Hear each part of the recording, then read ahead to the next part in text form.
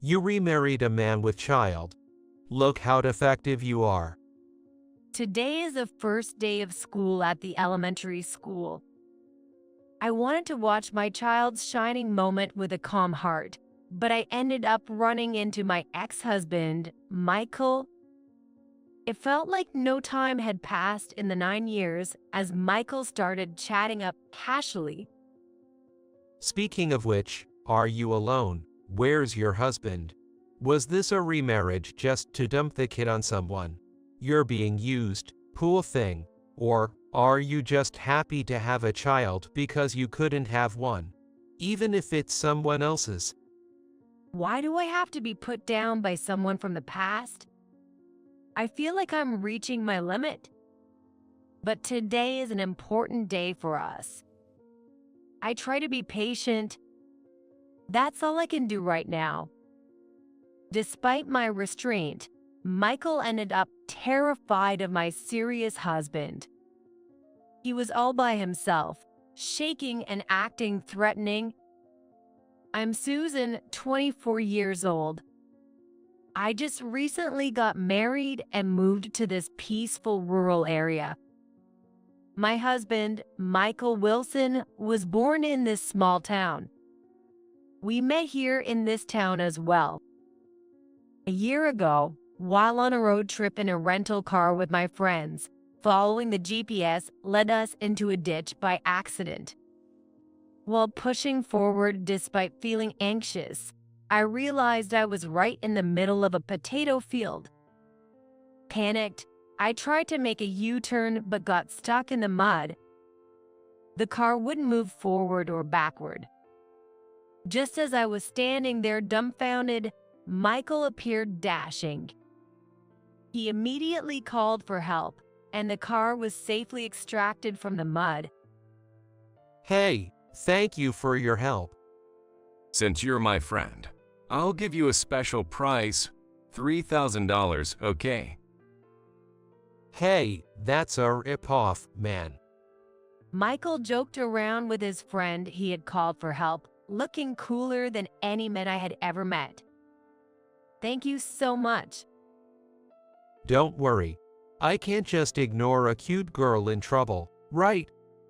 I treated him to lunch to express my gratitude, leading to dating and marriage. The town is a neighborhood of a slightly prosperous regional town. It's not quite rural, but it's pretty much the countryside. Michael's parents built a house next door to their own as a wedding gift for us, which has been incredibly generous. However, the area was surrounded by residential houses, and we needed a car to go to the supermarket or even buy juice. I was an inexperienced driver and wasn't very good at driving because of the previous incident when I got stuck in a muddy road, so I just tried my best to practice driving. I managed to get used to driving, so I was relieved when I got married, but I realized later that the problem was not my driving skill. Surrounded by his local buddies, Michael is very sociable. Michael and his friends love barbecue, so our backyard often becomes festive, with 4 or 5 guys frequently gathering. Hey Susan, we're out of beers. As my wife, pour beer to everyone without being told, right? It's not even summer yet, but this morning's news was warning about heat stroke. It's an unusually hot day for the season. And here I am, endlessly flipping meat in front of the barbecue grill. My makeup is melting off with sweat. Susan, where are the drinks? And they's no meat either. I really want some spare ribs. How long do we have to wait? If it takes this long just to grill at a barbecue, how many days would it take you to make a regular meal? One of his friends teased me, and everyone burst out laughing. Michael laughed along with them. Oh no, sorry about that. Caught up in the atmosphere, I laughed too. Sweat ran into my eyes and stung. Tears blurred my vision, but they must have been mistaken for sweat, so nobody around me noticed. I keep smiling and working in front of almost strangers. I thought I was sociable and enjoyed hanging out, but even so, hanging out with his friends is just exhausting. The teasing from husband friends and being treated like a maid is painful, but I'm the wife, the newcomer, so maybe this is just how it is. Since I can't quite match their energy, I might as well stick to grilling meat and smile ambiguously. But being the only woman in a gathering of mostly men is frankly annoying every time. Oh my god, Susan just can't get it right, can she? Okay, I'll serve everyone some drinks myself. Oh, does everyone seem happy? You all like me too much. The members gathering always change, but Sarah, with her high-pitched voice, is always there. It seems she was the center of attention before I joined. At first, the men approached me too, but Sarah chased them off like pests. Susan is Michael's wife. No touching, no flirting. I was grateful to Sarah for a moment, but I soon realized her true nature. Like Michael and the other men, she left all the barbecue preparation and cleanup to me while Sarah just drank amongst the men. Without getting up, she calls out, "Susan, I want a hamburger, no tomato, please." The only other female participant was not on my side. The barbecues, supposedly held to foster interaction between me, the newcomer, and the local friends, have been going on for about 6 months since the marriage, but I still don't feel like I fit in. This time's barbecue was just another session of listening to a friend's tall tales. So there I was, taking down 100 thigs all by myself, and guess what? By my bare hands. Could that fight even be realistically possible? I wonder, but I know they don't need any response other than, "Wow, that's amazing." After the barbecue wraps up and everyone has gone home, I still can't relax. Don't believe that story from him.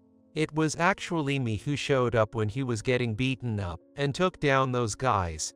I just don't say it to give him some credit. Everyone in this town used to tremble just hearing my name, Michael. Even folks from the next town over were scared of me. Funny, right? I'm usually so nice. After enduring his friend's heroic stories, Michael now turns to regale me with his own. Again, no response is allowed other than, "Wow, that's incredible." I'm more tired of listening to their heroic stories and Sarah's queenly behavior and the actual serving at the barbecue. My troubles continue. As I'm left alone cleaning up after the barbecue in the yard, my mother-in-law from the next house over pops her head out. It looked like another exciting and fun day. Yeah. Though it's hard for me to say it was enjoyable. She gently admonishes me.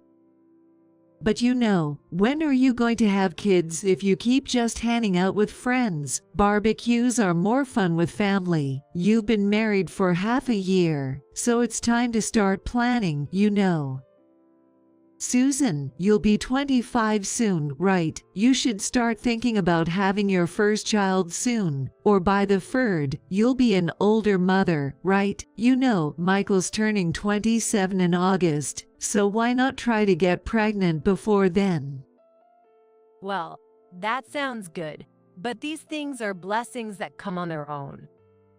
I fumble my words, but my mother-in-law cheerfully replies, Don't worry, dear. At 25, you can still have kids easily. A girl would be nice first since they are easier to raise, then a boy. The third one can be either. You're so pretty, Susan. I'm sure your kids will be adorable too. Oh, I can't wait. It seems there's no malice in my mother-in-law's words. Actually, I've grown quite tired of hearing this too. Just like Michael's friends and his heroic stories, my mother-in-law also gleefully talks about her future grandchildren. It's been 2 years since I married Michael. Michael's friends used to hang out with have one by one gotten married and had kids, and the group's numbers are dwindling, but the festive barbecues continue as usual. And yet, I still haven't had a child.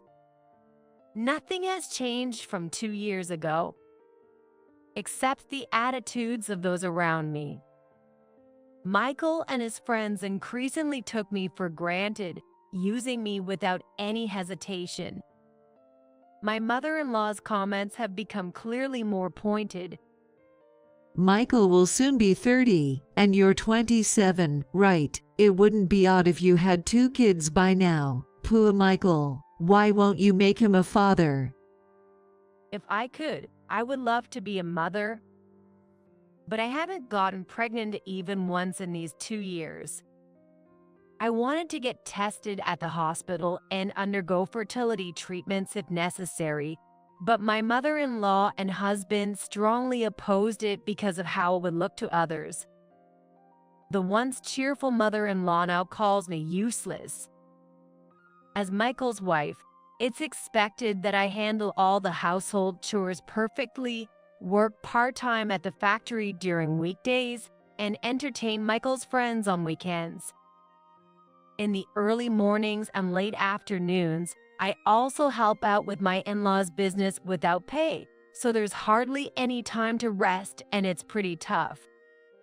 Despite working so hard, it seems I'm useless if I don't have a child. If only I could have a child.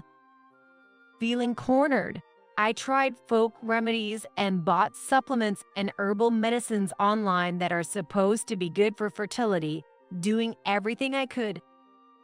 But no results. It makes sense. Michael and I hardly engage in the kind of activities that could lead to having a child. Fertility, kids, it's so annoying. You're making me feel down. Even though his parents are pressuring him, he has no intention of cooperating. It's impossible for a woman to get pregnant on her own, but I was desperate not to miss the few chances we had. Such futile efforts became meaningless one day. Let's get a divorce. Out of the blue, during a typical breakfast, Michael brought up the idea of divorce. What? Why? Because you can't have kids. What about my heir? That's something we can work on together. That's when my mother-in-law interrupted. Susan, do you know what the most important job of a wife is? To produce an heir. Well, yes, that's... As I looked down, my mother-in-law spoke with a hint of kindness. It's okay, Susan. When I looked up, both my mother-in-law and Michael were smiling. Relax, the heir is on the way. Confused, I tilted my head. Michael's smile twisted into a sneer at me. Yo, the heir is on the way. You see, Sarah's pregnant. Unlike you, who couldn't manage in 2 years, Sarah got it right on the first try. Sarah is impressive. Wait a minute, so what does that mean? Michael and Sarah are having an affair, and Sarah is pregnant. Does that mean I, his wife, am being discarded? Though I understood, I didn't cry or get angry. I just spaced out. My in-laws, excited about their first grandchild, handed me $10,000, and the next day I was kicked out of the house. Surprisingly, Michael, my in-laws, and even Sarah came to see me off. I'll do my best to have a healthy baby. Susan, don't despair just because you're infertile. Even without kids, life can still be good. Take care, bye-bye. Without waiting to see me off, my in-laws and Michael, along with Sarah, went back into the house I had lived in until just yesterday. It's been 9 years since I was unilaterally divorced, and I'm now 37 years old. Today, I dressed up more than usual, wearing a bright colored skirt. Today is the first day of school at the elementary school. Many flowers decorate the schoolyard, celebrating the start of the new students. Parents and students had gathered in the classroom. Is that Susan? I was enjoying the moment with my digital camera in hand, but a voice from behind made my spine chill. It's a crude voice and suitable for a day of celebration. The owner of the voice forcibly peered into my face. Well, it really is Susan. What are you doing here? Why are you at my school? Hey, don't ignore me. Reluctantly, I looked at the cheerful man. The man I met eyes with was undoubtedly my ex-husband, Michael. No way, it really is Susan. Why are you at our school? Oh, we often get emails about suspicious people at school, but Susan as a suspicious person? Next to Michael was Sarah, unchanged even after 9 years. She was dressed in a flashy miniskirt suit, appropriate for a nightclub, with her hair done up extravagantly.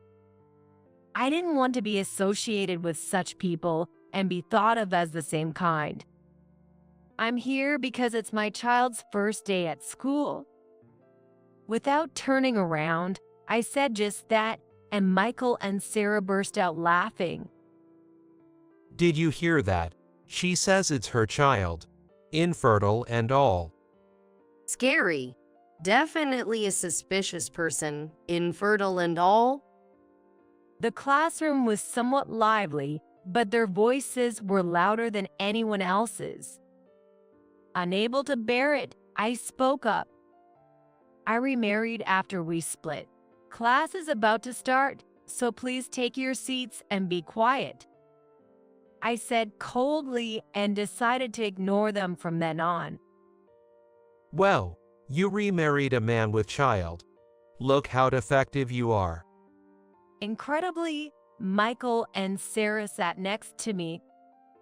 Sarah smugly lifted her chin and stroked her belly. Glancing over, I noticed her belly was rounded, just like 9 years ago. Without anyone asking, Sarah started blabbering. Oh, notice this. It's the 5th one in here. The one entering today is our 3rd child. It's so easy for us to have kids. Sorry to the infertile Susan. I focused straight ahead, but Michael annoyingly poked me and intruded familiarly. Don't ignore me, so you're alone. Where's your husband? Did your remarriage partner dump the kid on you? I see, your husband must be a loser. I just came to watch my child's proud moment, yet why must I be belittled by someone from the past? I feel like I'm reaching my limit. But today is an important day for us. I try to be patient. That's all I can do right now. Soon, the class began. When the homeroom teacher appeared, they began to fuss. However, as expected, they were quiet during the roll call. But I was appalled to see them looking bored and playing games on their smartphones. It's sad to see parents who should be role models for their children acting this way. They were so absorbed in playing games on their smartphones that they did not listen to the principal's greeting at all. Well, I got a rare item in the game. Look. We aren't even friends, but Michael casually spoke to me. Even a whispered conversation stands out in a quiet setting, and I didn't want to be dragged into it. When I didn't respond, Michael nudged my shoulder with a bored expression. What's with that look? Is it fun attending a stepchild's school? Who cares about someone else's kid, right? Michael kept provoking me as if testing how long I could keep my cool. Are you scared of your new husband or something? Can't go against him. Figures, he's the type of loser who dumps his kid on you and doesn't even show up to the school. I bet the kid would rat you out to him, right? Michael nodded to himself, assuming he was right. Me, I'm the kind of dad who actually shows up for my cute kids. Am I a good bad? Well, it's pretty normal nowadays. But your husband's just a loser, isn't he? Maybe your remarriage was just to offload kid on you. Must be sad being used like that. Or maybe you're just happy to have kid, even if they're not yours. The whispered insults just wouldn't stop. Sarah chuckled next to him as the insults continued under their breaths. But today is an important day for us. I try to be patient. Michael is actually a pretty caring dad. Always attends the school events. If Susan could have gotten pregnant, you could have been happy with Michael. I feel responsible for Sarah being left by me, a kind and gentle man, and falling for a scumbag. Be patient, be patient. No, I can't take it anymore. I won't let them insult me or my family any longer. I'll introduce you to my husband. I muttered sternly without looking at them, facing straight ahead. I was determined to make them see that my husband was not the loser they imagined. Oh really? Where is this an impressive husband of yours? Michael looked around mockingly. I kept my eyes on the front and responded, "He's right in front of you. The man currently giving a speech as the representative of the new students' parents. That's my husband." No way. For the first time, Michael and Sarah looked at the front. There stood a man confidently giving a speech. "He is my proud husband, Henry." He wasn't sitting next to me only because he had duties as the representative for the parents of the new students. But of course, he was there watching our child grow. He is not the kind of man who leaves all the parenting to the mother or shows no interest in his children. Is he a representative? Just likes the spotlight. Michael and Sarah were slightly flustered. The sight of Henry, a serious man far removed from their expectations, evidently annoyed them. Henry has actively taken on roles in the kindergarten and community association. The first time they were choosing officers at the kindergarten and everyone else was looking down, unable to bear the tense atmosphere, Henry volunteered to start. Henry, being tall and not very talkative, might seem intimidating at first glance. But deep down, he's a serious person who has earnestly contributed to the kindergarten and our local community. I expect he'll be just as active in the elementary school community. Congratulations on your first day at school today. Henry finished his speech. Glancing at Michael, I saw him inexplicably pale and trembling slightly. That guy, you've got to be kidding. It's strange that Michael is so shocked just because my husband is a serious man. Michael leaned closer to Sarah, shrinking in size. After that, Michael and Sarah quieted down, and the first day concluded without further interruption. After that, I quickly distanced myself from them. Henry was caught up in a conversation and didn't come out of the classroom for several minutes. Peeking inside, I saw he was trapped by a chatty neighbor. This might take a while. I stood alone at the entrance, looking up at the trees swaying in the wind. Then Michael and Sarah, who had been watching me from afar, deliberately came over to taunt me again. Hey, all alone. That guy earlier being your husband must have been a bluff. Look, there's your so-called husband in the classroom with his real wife. See, I knew it was weird to think he was your husband. Embarrassing yourself with lies. We're so in love that you must have felt the need to show off, right? It seems they've reset to their original assumption that I'm a poor woman deceived by a worthless man, despite what I said. Anyway, our kid was the cutest out there today. Michael bragged, arms crossed and eyes closed, reminiscing about his child's growth. Despite being more restless than the new first graders, constantly playing games and whispering, he seemed deeply moved. So, which one was your stepchild? Introduce us. He's not a stepchild, he's my own son. Sure, as if you could have kids. No need to lie. Michael and Sarah grinned mockingly. Just then, my son Jack ran up with an innocent smile. Honestly, I didn't want him near them, but they are parents of my son's classmate. In front of Jack, I couldn't blatantly avoid them. Mom, did I respond loudly enough?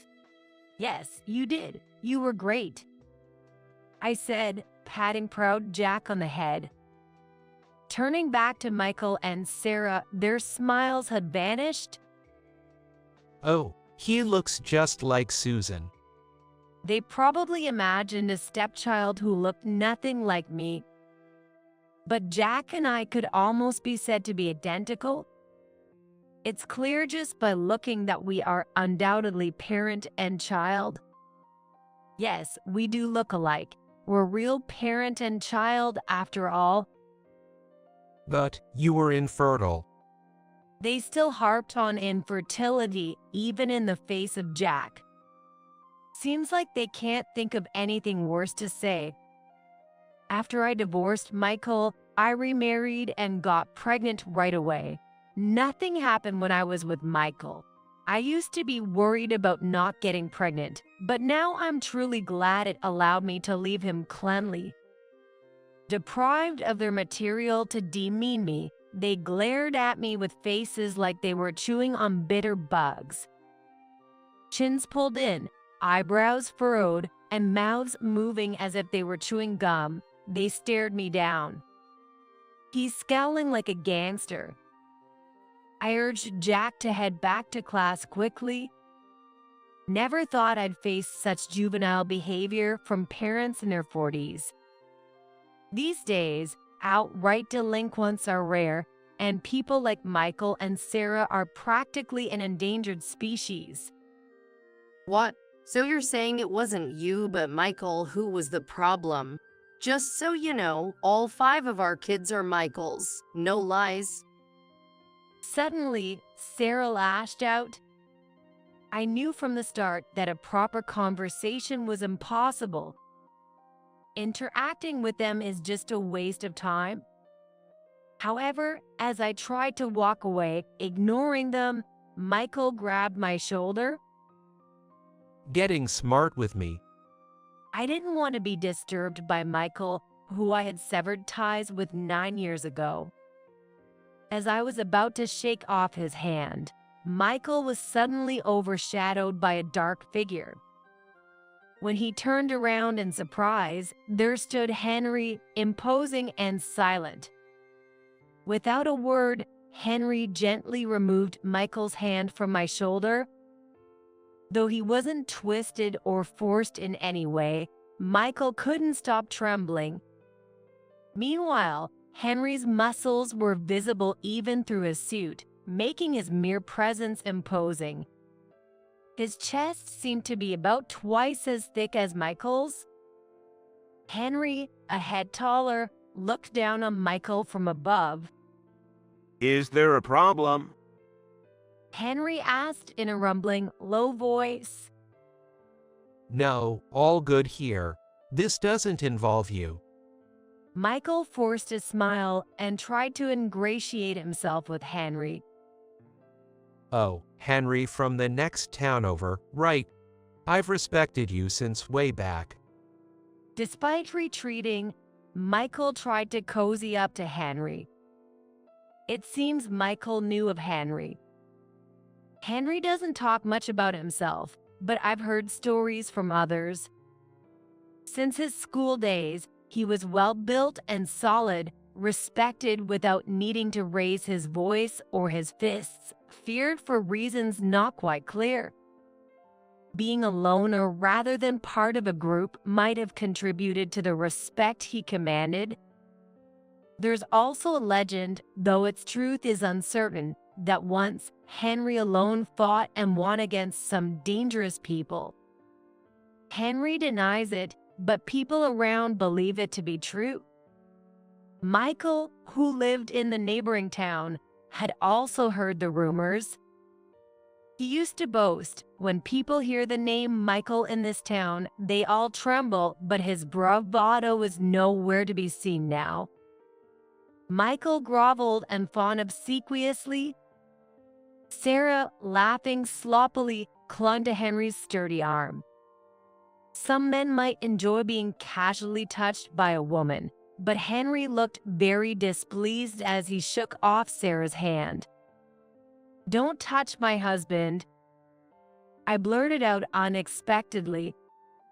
Michael and Sarah froze, looking at each other. During that moment, Henry walked over and put his arm around my shoulder. Michael must have realized deep down that Henry and I were truly married, but he was probably too frightened to admit it. Nervously, Michael started to speak. Susan, you're Henry. Michael looked confused. "I am Henry's wife," I declared clearly. Henry nodded deeply, and finally, Michael lost his color. No way, that can't be true. It was the second time today he expressed disbelief. The once confrontational Michael now slumped his shoulders, looking like a different person. You seem quite familiar with my wife just now. Please, feel free to include me in your conversation. No, that's okay. I heard what you were discussing. Infertility, right? But is it appropriate to discuss such a delicate matter loudly, especially on such at school? Michael shrank even more, sweating profusely, and started to back away slowly. I'm sorry. Without caring that his suit might get dirty, Michael knelt on the dirt-covered concrete that had flown from the playground. I didn't know. I had no idea Susan is your wife. As Michael nearly hit his head on the concrete, Henry stopped him. Even a gentle touch on the shoulder made Michael jump. So you are Michael Wilson. I've heard about you from Susan. It seems you treated her quite harshly in the past. No, well. Henry helped Michael stand up, then crouched to meet his eye level and gave a slight smile. But that's in the past. Now, as parents, let's both act in ways that won't embarrass our children. He said in a deep, resonant voice that seemed to vibrate the air. Yes, was all Michael could muster, his voice shaky. Tears welled up in Michael's eyes as he trembled, looking like a poorly controlled puppet. Henry's expression remained neutral, his eyes narrowing slightly. It's our promise. That simple reminder hit Michael like a bullet.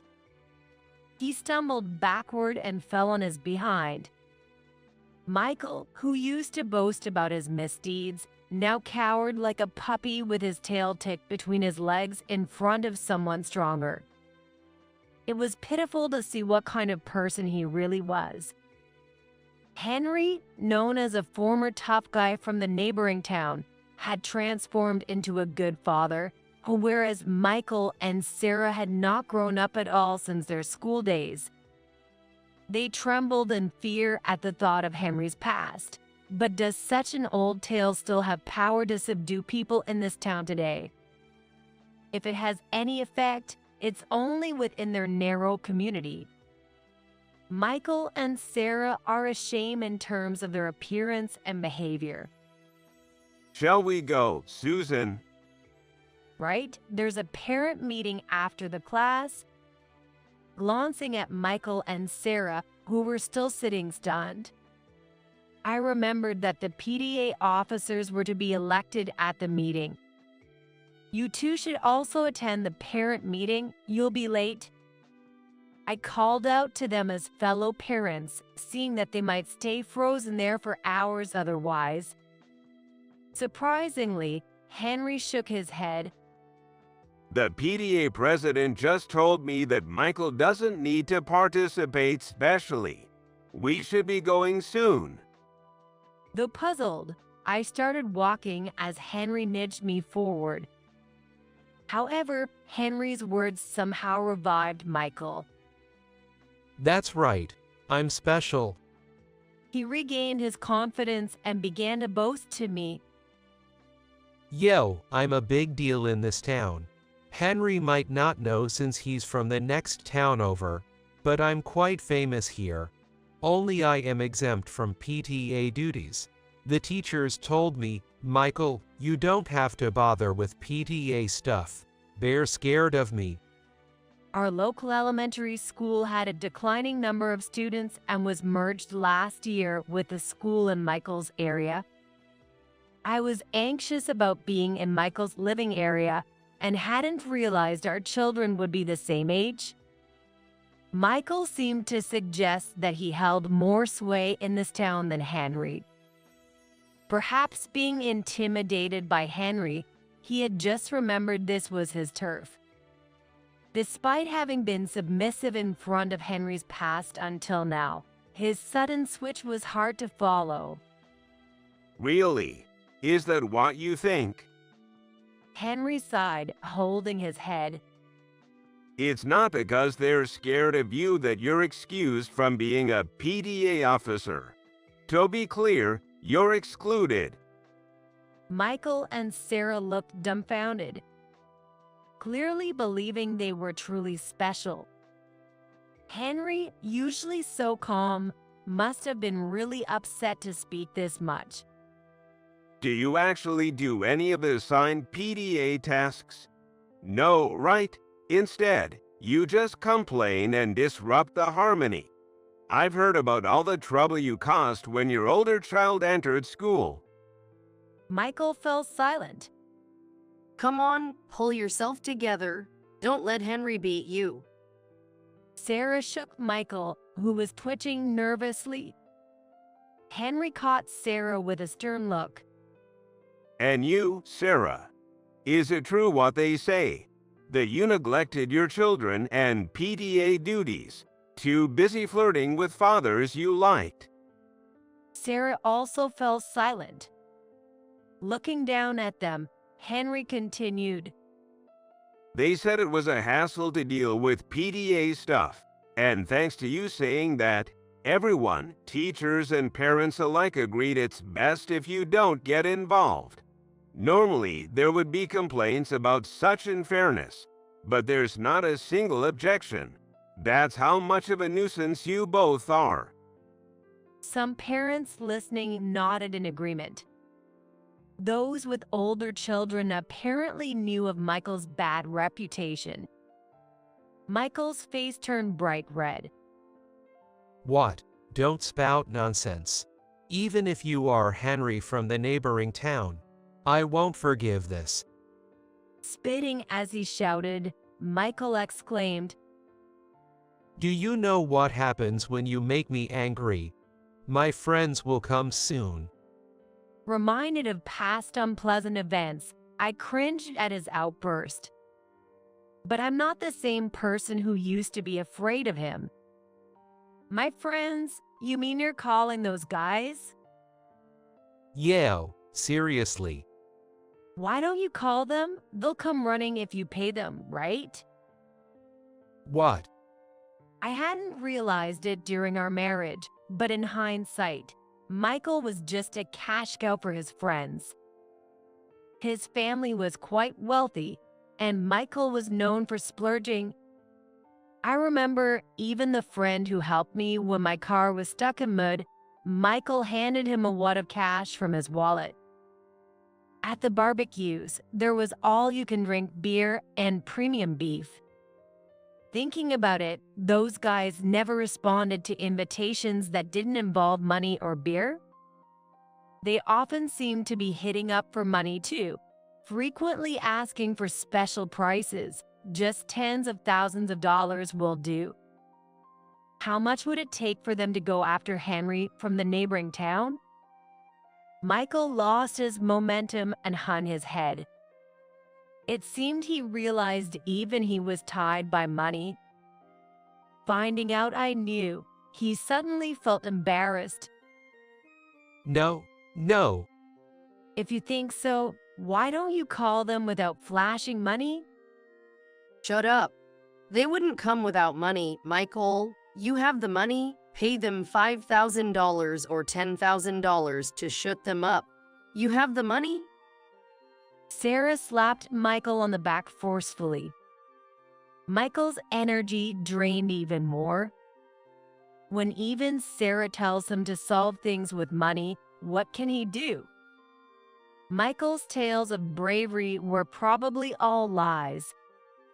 He bought his power with his parents' money and misunderstood his own status. Michael was miserable.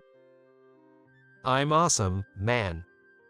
Michael muttered in a tearful voice, holding his head. Unable to endure the sneering looks from around, Michael slowly made his way to the school gate. Bent over so much he seemed to vanish like a ghost, though he was, of course, clearly visible. Maybe I should stop saying anything more. Out of pity? No, just out of sheer embarrassment. Michael, where are you going? Going to get money from your mom. But Sarah, oblivious to the mood, shouted as she followed Michael.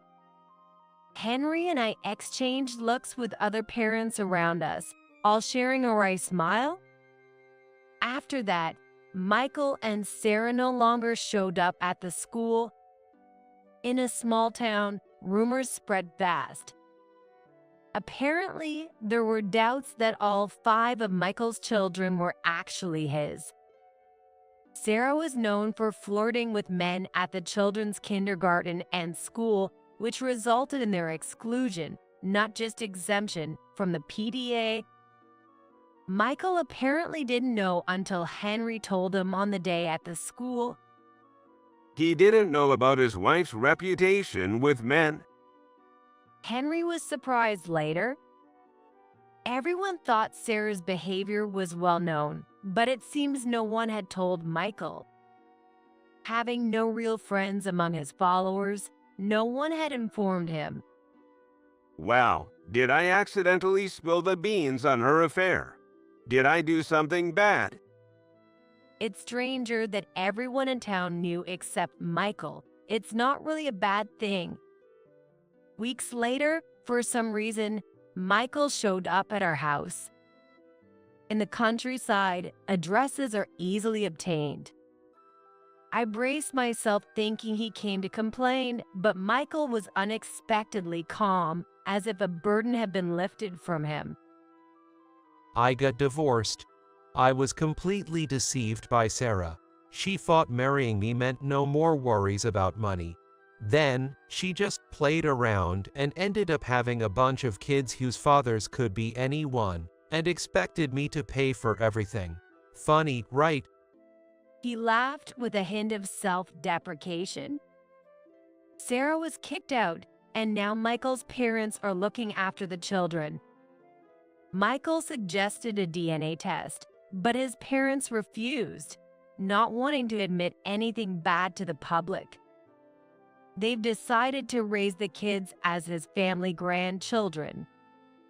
It remains unclear whether he even has the ability to father children. He is probably torn between wanting to reveal the truth and struggling to accept the reality.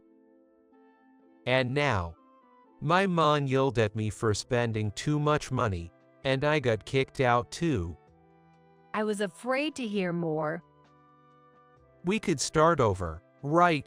This time we don't even need kids. I just need the kind Susan to support me. The idea made me shiver. I stated firmly, I can't. Don't say that. Weren't we in love once? So, you mean since you've been abandoned by your wealthy parents, you can't survive on your own, so you need my support? His friends who used to hang around Michael are gone now that he has no money.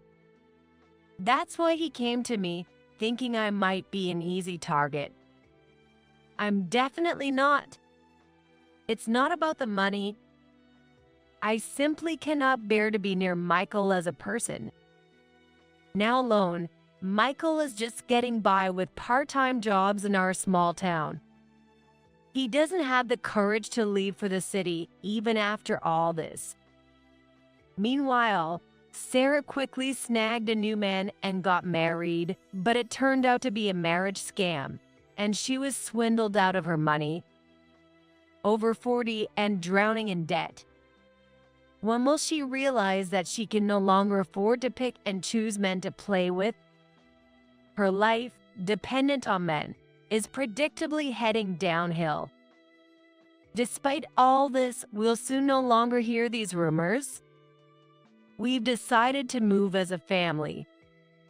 It might be sad to leave the area where Henry grew up, but it seems he too feels it's time to go. Jack's class had only 18 students, and of those, only 5 were boys. Mom, at the next school there are 4 classes for each grade. There are over 100 first graders. I might make 100 friends. Isn't that awesome? Jack is looking forward to the new environment. There will surely be some difficult people in the bigger town. But we believe there will be even better opportunities and meetings.